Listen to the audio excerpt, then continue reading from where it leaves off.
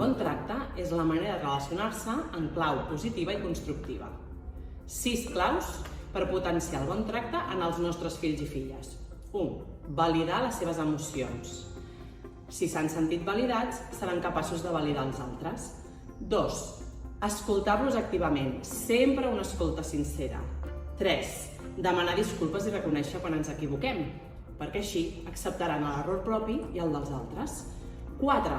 No jutjant el tu a tu ni parlant de les altres persones, perquè sempre l'opinió ha de ser des de la comprensió i sense jutjar. 5. Reconèixer les coses bones i boniques, i així els hi sortirà de manera natural. I 6. El gràcies i sisplau sempre té en compte les altres persones.